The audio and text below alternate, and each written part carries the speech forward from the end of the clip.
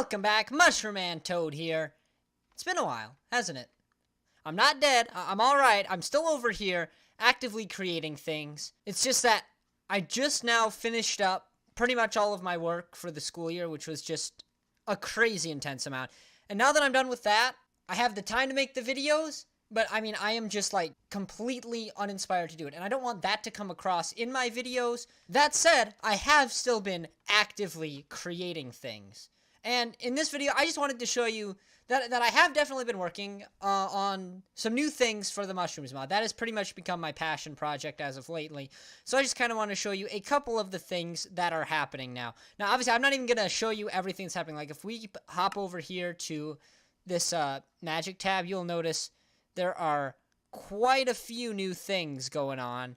But I'm not going to take the time to cover all those in one video. That'll come when the features that use them are fully implemented. So just hold on. I'm also making lots of gestures IRL, and that really doesn't work. But for now, I kind of want to show you one of the really cool things I have been working on, and that is involving spells. And so here we have the good old Etronox spell. Now, if you remember, what you would do is you would right-click with this, and it would destroy any blocks that in the direction you were looking for, up to about 50 blocks away. Well, I have now refined this system, and in fact, I've completely reworked it. I had an empty power orb, that was awkward. Okay, here it is. So as you can see, these now act as projectiles in-game.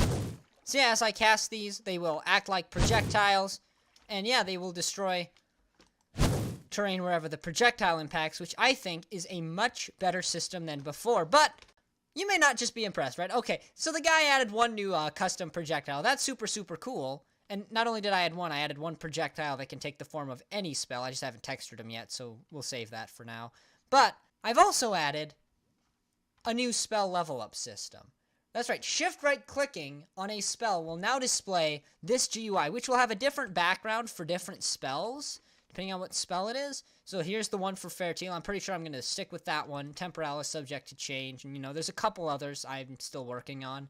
But, like, all the primordial magics and all the ancient magics will have custom backgrounds, and everything else will have a default background that I have not yet done. But anyway, in here, you'll notice that up here at the top, it's got the name, and then it's got the XP. And what this is how many times you have cast it on this level compared to how many times you need to cast it to level up. So just to demonstrate, I'm just going to give myself a brand new spell, and we're just going to make that an Etronox.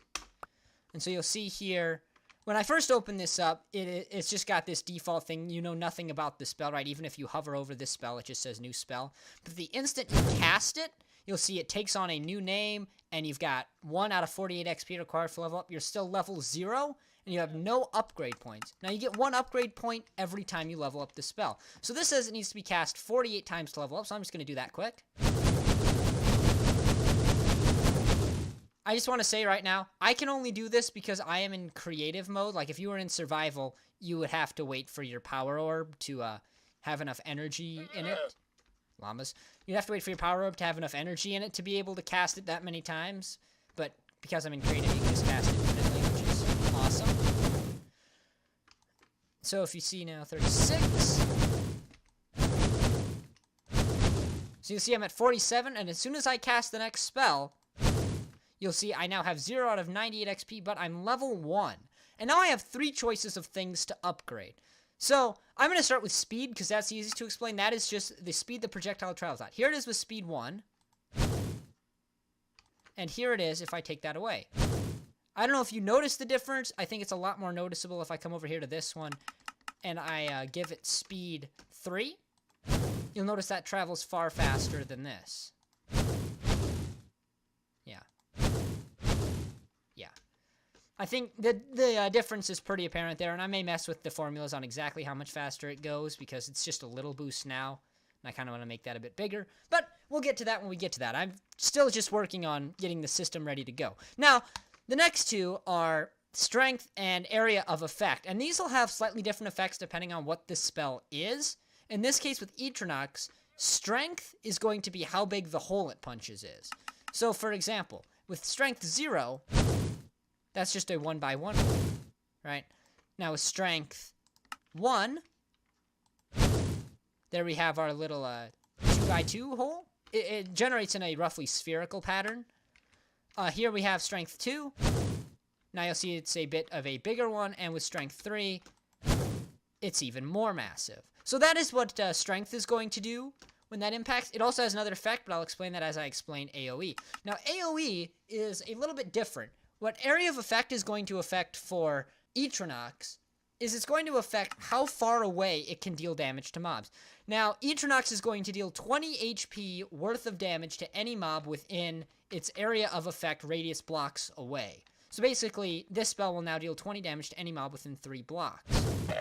So you'll see that llama just got killed by it. Meanwhile, if I shoot it over here, yeah, I'm just slightly out of range. If I get a little closer to the llama, then it's going to deal 20 damage. Llamas have more than 20 hit points or something to that extent. So, area of effect and strength can be combined. Now, what strength is also going to affect is it will do 20 damage plus 20 damage times the amount of strength you do to all mobs with an area of effect. So this means that it will do 20 plus 1 times 20, so 40 damage to every mob within 2 blocks of where this spell impacts. This is enough to instant kill a llama. As you can see, that llama is clearly out of 2 blocks of range of the impact point, and there you go. And so yeah, as you get up to higher levels, this gets more and more effective. Now, for creative mode players, there's a little bit of a bonus for you, because the way I've done this is you can technically get these up as high as you'd like to. You get these attributes as far up in value as you want to. The trick with that is it's just an exponential XP system, so you'll notice like the first level cost 48, second level cost 96, the next one I believe was 288, and this one's 864 XP. So it does get substantially more expensive with each level. But for players in creative who want to mess around with these and have a little bit more fun, what we can do with these is if we go entity data, at E, type equals item, C equals 1, so you just grab the closest item, right? We're in 1.12, so this is good old 1.12 syntax. Now we're going to adjust some data. Now what we're going to first need to do is get the item tag, get the tag off the item, and then this is where your NBT on the item is going to go. Now all of these effects have different names. First of all, you've got type, that's just the spell type. This case, it's just Etronox for this spell. And then you've got speed, that's how fast it travels, so we'll just set that to 1. And then you've got strength, which is, of course, the strength attribute, so we'll just set that to, say, 40, right? 40's fun. And then you've got AoE, that's your third one, and you can set that to something like, say, 10. And that is all the command that you need to be able to control this spell. Now, what's going to happen here is you'll notice that I now definitely have negative upgrade points. I'm only level 1, but I've used 51 points. The game won't stop you from firing the spell. This is so creative mode players can have a little fun without having to level up a spell ridiculously high. And I just think this is a nice feature, so you can have a little fun. What kind of little fun? Give it a sec. Now, I don't know about you, but I think that is pretty awesome. I just sent off another one. So this is actually going to make a sphere with a radius of 40 blocks because we have strength 40. Or I take that back, it's 41, because it has to have that 1 plus so that you can get that center block out.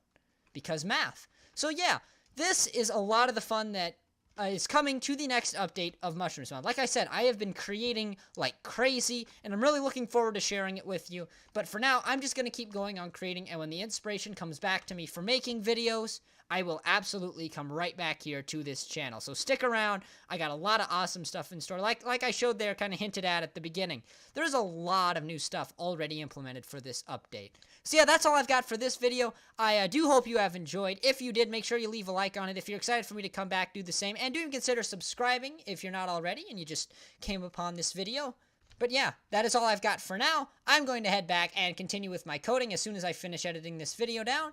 So yeah, this has been Mushroom Man Toad, and I will see you in the next one.